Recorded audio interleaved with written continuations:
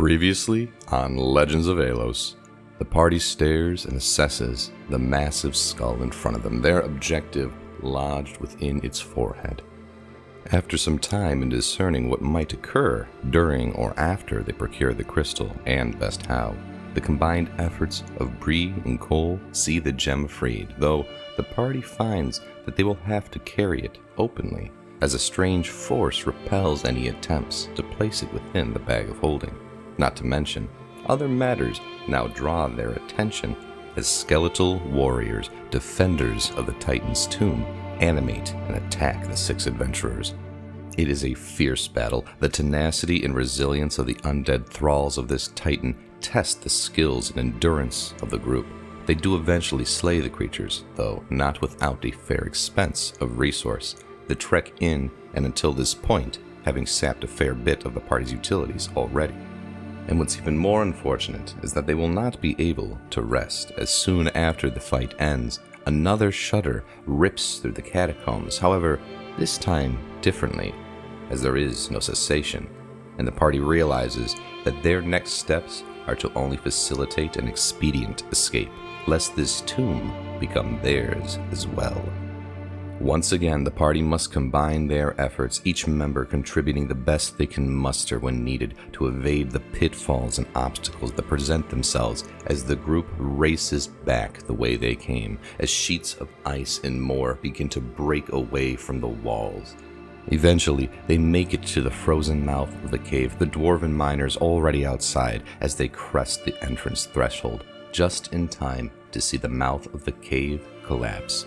Except it does not only crumble, as there is an outward ejection of ice and earth, and enormous arms lash out, now freed from their prison. A colossal, golem-like creature, its form crystalline, reaches out and grabs a miner with one of its four massive arms, swiftly crushing the man within its powerful grip before it turns to the party. The other miners are already fleeing at the sight of this Goliath construct, as its frozen visage stares down at the crystal the party carries. Knowing that they will be unable to flee without pursuit, the party readies themselves to fight the creature that looms over them, although they are already weary from their excursion. The ice golem immediately proves the devastating scope of its power, its form massive but dexterous, as the party barely manages to take even a single attack. The ranged attacks thrown at its chest manage to chip away some layers of crystalline ice, revealing the silhouette of a form, though the potential weak point appears to be a moot observation, as the party begins to accept that an inevitable doom steps closer with each strike from the magical construct. Though Rowan does attempt to distract the creature by fleeing with the crystal, it continues its assault nonetheless, though as it goes to slam down upon Aurelia right in the moment before impact, it opens its fist, leaving her standing facing its palm. It then proceeds to scoop her up, but rather than crushing her to death, it brings her in closer, its visage now conveying a calm, almost somber expression. It lowers her to its chest, and within, Aurelia sees that the silhouette is the form of another of her kind, its body encased within. Aurelia attempts to free the Von Meen, but the creature pulls her away, conveying that it would be destructive to itself and likely the individual within. The construct places Aurelia down as she contemplates what she has just realized, as it starts off towards the now distant Rowan, while Asher tends to stabilizing the more grievously wounded members. The golem easily catches up to Rowan and scoops him up, gathering up the crystal and placing him back before Rowan even realizes that he's not about to be crushed to bits. Rowan flops down onto his back as the party regathers near him, and the construct sprints off into the distance. The party, now well and composed enough to continue venturing, they head north. When they reach the far bank, however, the golem returns, no longer possessing the crystal, now holding some large stone slab.